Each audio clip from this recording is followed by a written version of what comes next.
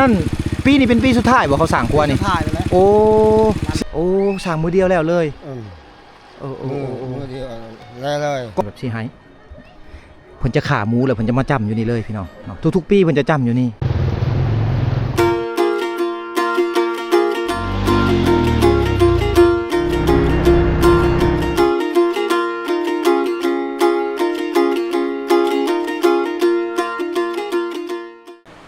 กับทักทายสบายดีสวัสดีพ่อแม่พี่น้องเมื่อสุขุสุขคนคือเก่าพี่น้อง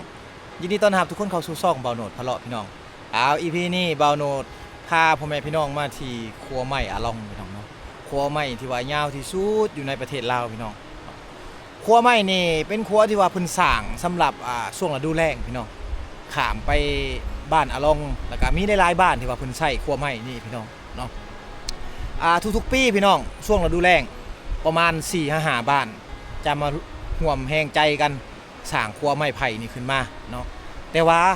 ปีนี้อาจจะเป็นปีสุดท้ายพี่น้องเพราะว่าเขาเจ้าสร้างครัวดินเป็นเทียมห้อยแล้วเนาะเดี๋ยวนี้ครัวดินครัวคอนกรีตแล้วพี่น้องน่าจะประมาณกลางปีหน้ากลางปีหน้าอาจจะได้ใช้เนาะครัวดิน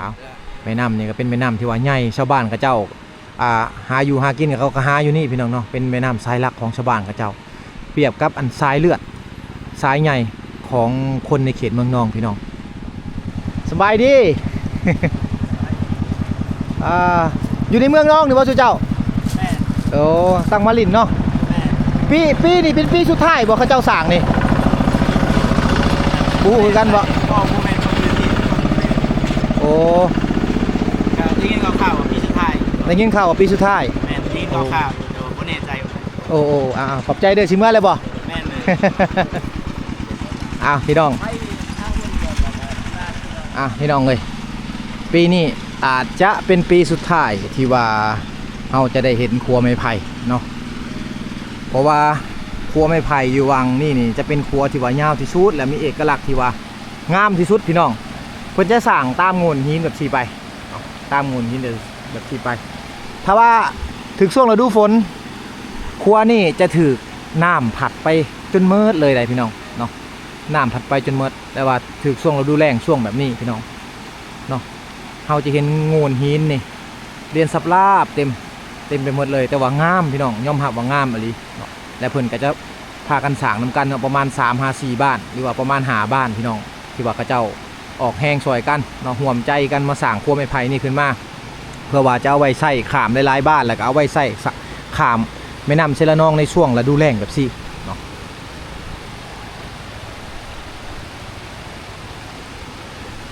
ก่อนที่เพิ่นจะสร้างครัวนี่ได้ก็บ่ได้ง่ายได้พี่น้องเนาะเขาจะต้องเฮ็ดตามฮีตของประเพณีก็คือฮีต12ของ14ของคนในบ้านเขาเจ้าพี่น้องก็คือการได้จ้ำเนาะทางนี้เจ้าห้องว่าจ้ำก็คือการบูชาผีพี่น้องเนาะบอกว่าจะเป็นผีต่างๆบอกผีแม่น้ำในเชลนองนี้หรือว่าผู้ที่ว่าคุ้มครองรักษาต่างๆตามศาสนาที่ว่าเขาเจ้านับถือพี่น้องเดี๋ยวเฮาย่างเลาะๆพี่น้องเลยเนาะก่อนที่จะได้ครัวนี้เขาก็ต้องได้กะเกียมไม้ไว้ซะก่อนถ้าว่าเงินใดบ่มีเงินบ่มีค่ำก็ไปเก็บเอาไม้มาเนาะบางเฮือนที่มีเงินก็ซื้อเป็นเล็กตะปูมาให้พี่น้องเนาะไม้นี่ทุกๆหลังคาเฮือนต้องมีทุกๆหลังคาเฮือนต้องมีพี่น้องเลย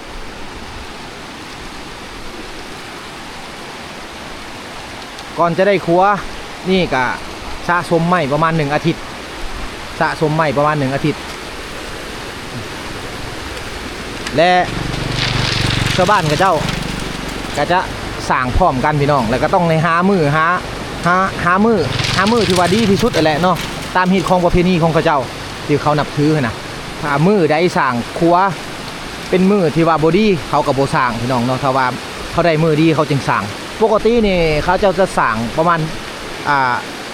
ต้นเดือน11พี่น้องต้นเดือน11แต่ว่าปีนี้อยากลาซ่าเนี่ยเพราะว่ามือมันบ่ได้เขาเจ้าหวานบ่มือมันมองงามแล้วเขามาสั่งประมาณกลางเดือน12นี่แหละพี่น้องเนาะปีกายนี้เพิ่นใส่ครัวนี่ก็ได้ประมาณเกือบ เกือบเดือนแล้วบ่พี่น้องเกือบเดือนเลยเนาะเพราะว่าตอนนี้ก็เป็นเดือน1แล้วเด้หัวนี่หับน้ำหนักได้บ่เกินประมาณ3 โตนหา7 โตนพี่น้องประมาณนี้แหละเนาะหับน้ำหนักได้เพราะว่ารถนักอะไรก็ไปบ่ได้ถ้าว่ารถเป็นรถกระบะรถไทซิ่งต่างๆนี่ไปได้พี่น้องเนาะพอไปได้แต่ว่าจะเป็นรถบรรทุกประมาณ10 ล้อบ่หรือว่าประมาณ6 ล้อนี่ไปบ่ได้แล้วเนาะไปบ่ได้แน่นอนเอานี่แหละก็คือสถานที่ที่ว่าน่าสนใจที่สุดอยู่ในเขตเมืองน่องพี่น้องสิได้แต่อย่างเดียวก็คือบัดช่วงฤดูฝนนี่แหละน้ำมันจะพัดคัวนี่ไปพี่น้องน้ำมันจะพัดคัวนี่ไปเขตให้เฮาเห็นบรรยากาศแบบนี้แต่ช่วงฤดูแล้งแบบนี้เขาแนมไปนี่สุดสายตาเลยไม่นำเป็นโงนหินทั้งนั้นเลยได้วางโงนหินนี่เป็นวางชาวบ้านเขาเจ้าหาอยู่หากินพี่น้องเนาะหาอยู่หากินเก็บหอยเก็บปลาต่างๆพี่น้องเลยอยู่ในโงนหินนี่แหละน้ำนี่จะไหลแบบซี่ตลอดปีแต่ว่าช่วงฤดูฝนนี่น้ำจะหลากน้ำจะแห้งพี่น้องเลยเนาะขึ้นสูงเติบบางเทื่อนี่อาจจะท่วมบ้านก็มีพูนครัวใหม่อยู่พุ่นพี่น้องเห็นบ่ครัวคอนกรีตประมาณได้อยู่ 70% แล้วพี่น้องเลยครับเดี๋ยวนี้ได้อยู่ 70% ละอีกประมาณ 30% เนี่ยก็แล้วผมเขาแนมไปใกล้ๆผมได้อยู่ประมาณ1 กิโลพี่น้องแนมไปเขาเห็นครัวคอนกรีตทะเลอยู่พุ่นแหละพี่น้องก่อนที่ว่าชาวบ้านเขาเจ้าจะได้ครัวแบบซี่กับบ่ง่ายๆเนาะเขาต้องเอาไม้ประมาณเป็นหมื่นลำพี่น้องเลยเนาะเป็นหมื่นลำจึงเห็ดครัวแบบซี่ใดเพราะว่าไม้ค้ำทุกๆอย่างเนี่ยจะเป็นไม้ค้ำที่ว่าเอามาแต่ผู้แต่ผาทั้งหมดเลยเวลาเขาเจ้ามาเห็ดครัวเนี่ยเขาจะเอาไม้นี่มาค้ำตามโงนหินตามหลืมหินนี่ไปพี่น้องเนาะตามหลืมหินแบบซี่ไปค้ำไปจนสุดพุ่นแหละเนาะจนฮอดอันตะฝั่งเบื้องพุ่นคือว่ามันก็บ่ได้ง่ายพี่น้องเอ้ยก่อนจะได้ครัวนี่ขึ้นมาใส่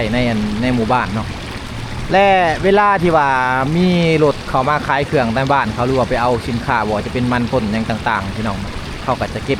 ตามรถได้รถจักรนี่ประมาณ 10,000 กีบพี่น้องเนาะมอเตอร์ไซค์เฮาขี่ข้ามไปประมาณ 10,000 ไปกลับกับ 20,000 กีบพี่น้องเลยเนาะแต่ว่าจะเป็นรถบรรทุกหมวดแกมันรถไทยซิ่งต่างๆนี่คันหนึ่ง50พี่น้องไปกลับกับ100,000เนาะนี่คือคันนี่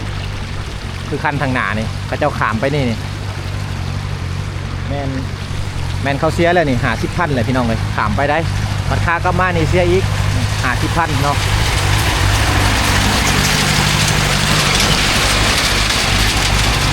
อันนี้จะเป็นรถไทยซิ่งที่ว่าเขาซื้อมาแต่จีนพี่น้องเลยเนาะมันจะบวกคือกับรถไทยจากคูโบต้าได้ตัวนี้จะแพงกว่าตัวนี้จะมีเพามีประมาณล้อมันนี่ประมาณ6 ล้อไปแหละ ที่เขาเอามาแก่มันอยู่ทางเขตนี้เริ่มพัฒนาไปเรื่อยๆพี่น้องเนาะมาปีนี้บวกคือกับปีกายนี่พี่น้องหรือว่าบวกคือกับทุกๆปีเด้อปกติชาวบ้านกับเจ้าหินในแม่น้ำนี่มาถ่วงเสาไว้เนาะเขาจะเหตุเป็นเสาซับกันแต่เขาจะถ่วงไว้เอาหินในแม่น้ำเชลนองนี่แหละเนาะมาเป็นน้ำหนักมาเต็งไว้พี่น้องเลยเนาะบัวไห้อันขัวมันนี่ง่ายแต่ว่าปีนี้ย่านในเสียไม่หลายกว่าเก่าเพราะว่าเขาเจ้าจะเหตุเป็นเสาแบบนี้เลยเนาะหับคานได้เสานี่จะหับคานประมาณ4 ต้นแต่ว่าบ่โหนดว่ามันจะหับน้ำหนักได้ดีกว่าปีกายนี่บอกกับบูฮูคือกันเนาะ1 2 3 4เป็น4 ต้นต่อคาน1พี่น้องเลยบางเถื่อก็5-6 ต้นต่อคาน1เนาะเขาจะบดเอาหินถ่วงมานี่เขาจะตอกลงนี่เลยเขาจะตั้งตามหลืบหินในน้ำนี่ไปเลยพี่น้องเนาะปกติเนี่ยเขาจะมีก้อนหินมาแล้วเขาจะเห็นเป็นเสาไขว่กันคือปีกายปีซืนนี่พี่น้องเนาะแล้วเขาจะเอาหินมาเต็งไว้ตัวนั้นมันจะหับน้ำหนักหลายกว่าบนโหนดคิดว่าได้แต่ตัวนี้ถ้าแม่นว่ามีไม้ตัวใดที่มันหักหรือว่าเสาตัวใดที่มันหักนี่มันถล่มแน่นอนพี่น้องทางกลางนี่เนาะเอาปีนี้บ่คือปีกายแนมไปเฉพาะจึงบ่เห็นหินพี่น้องเลยเนาะเป็นเสาตั้งตามมันโงนหินไปซื่อๆพี่น้องเนาะบ่มีหินเต็งซ้ำแถวๆนั่นนี่จะเป็นว่างข้าเจ้าใส่มองไว้เห็นบ่แม่เห็นบ่พี่น้องมันเป็นขาวๆนะเนาะเป็นว่างที่เขาใส่มองไว้เต็มเลยนะช่วงฤดูฝนนี่เขาต้องได้ขามเบิ่งพุ่นแหละเขาต้องได้ขี่บักหรือว่าขี่เหือใหญ่อยู่เบิ่งพุ่นขามเพิ่นเทิงพุ่น สบายดีสบายดีสิไปไสนี่ ฮะ สิไปไส ไปเมืองน้อง ไปเมืองนองไปแปลงรถ เจ้าเจ้า โอ้เจ้าอยู่ในอะล่องนี่บ่ หมออยู่บ้านสมุทรนี่แหละ บ้านสวึผู้แหละและ เจ้า ข้ามเบิ่งนี่เนาะ เจ้า ถามแน่อันนั้นปีนี้เป็นปีสุดท้ายบ่เขาสร้างครัวนี่ ถ่ายไปแล้ว โอ้สิบ่มีแล้วแมันบ่บัดนี้ บ่มีเลย โอ้ นั่นแหละเอาไปได้หาย โดยเอาผลเผาพี่น้องขอบใจเด้อโดยอ้าวปีนี้เป็นปีสุดท้ายแล้วเด้อพี่น้องเนาะที่ว่าเพิ่นจะสร้างครัว เพราะว่าครัวใหม่นี่เพราะว่าโมเมนต์ครัวใหม่เพราะว่าครัวอันคอนกรีตนั่นใกล้จะเสร็จสมบูรณ์แล้วแปลว่าปีต่อไปนี่บ่มีแล้วแบบบรรยากาศแบบซี่บ่มีแล้วพี่น้องเอ้ยถ้าว่าใครยังบ่ทันได้มาลินมาเที่ยวก็มาเด้อพี่น้องเนาะมันเป็นปีสุดท้ายแล้วที่จะบ่มีครัวใหม่ที่ว่ายาวที่สุดในประเทศลาวนะ บันส่วนนี่พ่อเอ้ยบันส่วนเปาะจะแหละไปใส่ไปเด้อบ่โอ้มาอาบน้ำเขาถามแน่โดยมาเบิ่งพี่เขาถามแน่ครัวนี่เพิ่นสร้างแต่เดือนใด แต่ ประมาณเดือน12บ่โอ้ เดือน12 จักบ้านสร้างนำกันนี่ ลายเลย3-4 บาท 3-4 บ้านมือเดียวแล้วเลย แต่เม็ดแล้วเฮาเฮ็ดอันนี้ละบ้านเดียว โอ้มีแต่บ้านอะลองนี่บ้านเดียว มือหนึ่งแล้วเลย มือหนึงแล้ว อืม บัดนี้มี 3-4 บ้านมาซอยกัน บ้านละเนาะบ้านละบ่หลายคนนะ อืม บ้านหนึ่งก็ช่อง3-4 คน เออ บ้านหนึ่ง มาซอยเนาะ 4คนมีกายนั่นก็มีแต่บ้านเฮา บัดอะลอง บ้านละลองหมด เออ เฮ็ดครัวนี่ ประมาณจากหลังคาเฮือนเกียมใหม่นี่ 100ปลาย ลอยไปหลังคาเฮือนเกียมจากมือ ฮะ เกียมจากมือใหม่ โอ้ได้3-4 มื้อได้สิ เกียมใหม่ได้3-4มื้อ จะจังครบ โอ้ บ่มีไม้นี่ก็อึดอีหลีเลยไม้นี่ไม้ไล่นี่ บ่อยากมีเลยเนาะ มันอยู่ คาดแล้วนี่ โอ้มันอยู่ดงพุ่นเนาะ คู่ปีเฮ็ดนั่น มันก็หมดแหละเนาะ หมด เออ มัน แล้วลูกเขาถามอีกแน่อันนั้นเวลาสร้างนี่สร้างมือเดียวแล้ว แม่น โอ้สร้างมือเดียวแล้วเลย อืม โอ้ มือเดียวแล้วเลย ก่อนเฮาสิสร้างนี่เฮาต้องได้จำบ่ จับเลย โอ้เอาหยังจำพอ เอาหมู เอาหมูจ ครับ ำโอ้ต้องได้เอาหมูจ ให้มันดีเห็นบ่ ำ ยานมันนำนี่ โอ้ยันนำมันผัดเนาะ แม่ำ ว้าวแล้วความเชื่อถือเนาะพ่อเนาะ แหล ต้องได้เห็นหยังก็ต้องได้จำซะก่อน เจ้า จำผีผีน้ำผีหยังนี่แม่นบ่ เจ้า โอ้ความเชื่อของเพิ่นพี่น้อง